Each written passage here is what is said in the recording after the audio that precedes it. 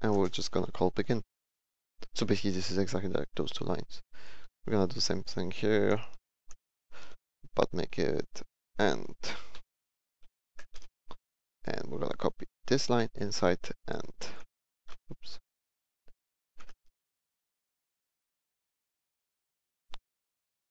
It also will look less confusing in my opinion. Okay. So anything in drawing wise will go between begin and end now.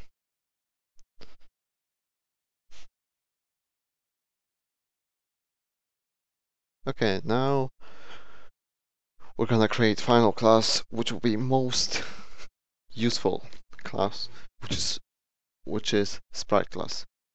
Sprite class will be able to create sprites like the grass and Bob. Well, it will be much simpler. Basically, we will be able to make this one line of code. So it will be 2 lines of code here, and then we have 1 line of code for each one of them as well here. So let's create final class. Well, not final for this project, but final for today's tutorials, and call it C Sprite. So it's missing C, so as you can see, like it should, and we have Sprite. So now we created C Sprite. This is gonna be most used script during the whole project, I believe, since it will create our sprites. As you can see now, the way we're creating them is first we create grass image, which is SDL texture, then we check if it's null, and then we're creating a rectangle, we're checking if it's null, and then we're setting up the values, which is a pretty long way to do this. So C Sprite will take care of this. So simply we are going to change this a little bit, but Sprite will contain texture, rectangle, and I believe that's it from the main class. So we're gonna copy this and we can get rid of this as well and make them private. This will be less copying, we'll have to write our own stuff a little bit here. But so we have the image and the rectangle, but we named it grass, but this could be anything, not just grass. So we can just name it image and rect. Now for setting up, if we go to main CVP, so you can see this was set up like this. So we can copy all of this and just leave the rest. So let's paste it. So it's not longer a grass image, it's an image now. And we're not getting renderer because since we'll need to get renderer. Oh, don't worry about that now. So it's image and select here.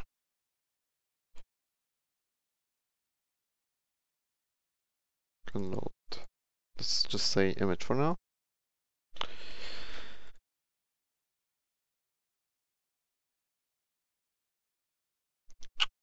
Okay, so now we need to get renderer. Because we will need renderer as well, because actually let's create function called. Okay, so we'll create the draw function. Forgot to sprite CP.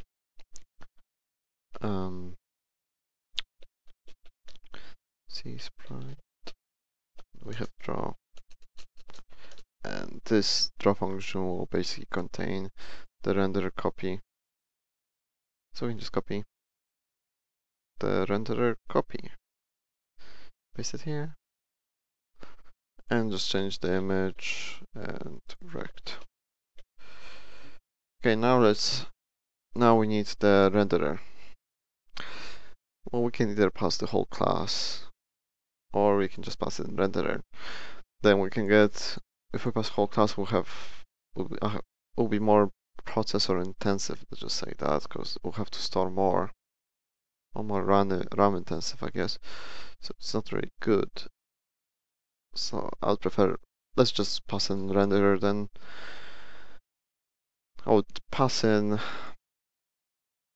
the class if we were using more functions, but for now we're just using renderer. So let's just because this will need a pointer if I remember correctly. Yep, it needs renderer pointer. So renderer,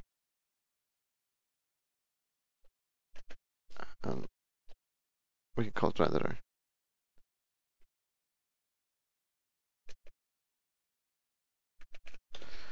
So we just pass it here. Actually, let's call it past renderer. We're going to do .h private SDL score under renderer pointer renderer, and we're going to make renderer equal to past renderer. Now we can use renderer anywhere. I'll copy this and paste it here. So now the constructor will require you to pass in renderer whenever you create a C sprite. But now we can use this renderer in those places. Okay. Doesn't allow you to do much, the problem, because, well, I will show you in a second what's the problem, but now we can pretty much get rid of all of this.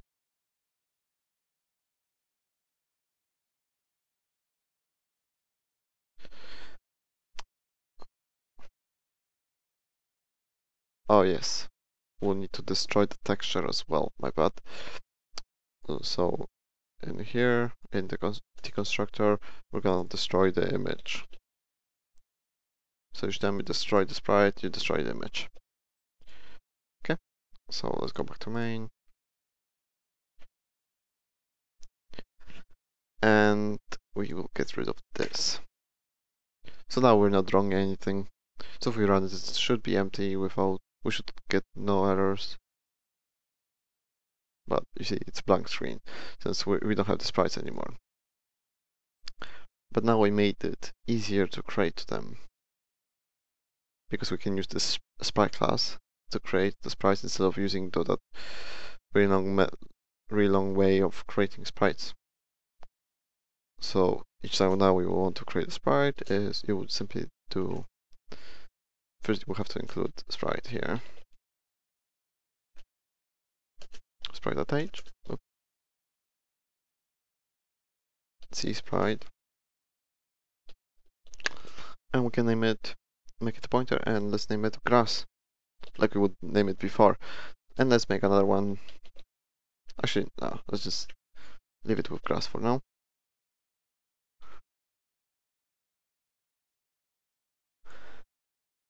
So grass equals new C sprite, open bracket, and we need the renderer.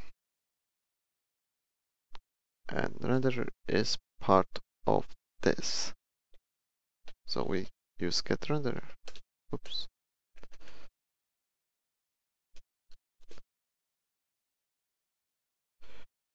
And now all you would do is draw. See, this is much more simpler, isn't it? Now the problem is we can't really adjust those values.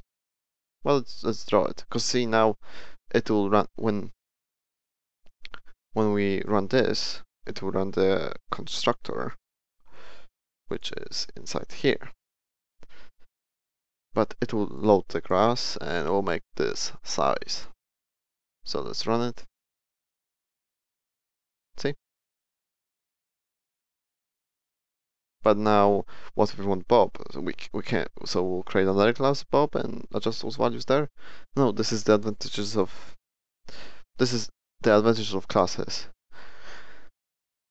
So how do we create Bob with this? Well, it's quite simple actually. And this is how powerful classes are. We can specify string here. Actually, you have to do string. This will be the file path. Let's call it file path. Then we'll do are those integers? I can't remember. Yes, integers. Int x, int y, int width, and height. Okay. It's maybe confusing, but we're basically will be passing all those values. So let's copy this part. And now you understand why classes are really powerful. And I shouldn't get, oh, no semicolon here. And now, what you will do is replace file path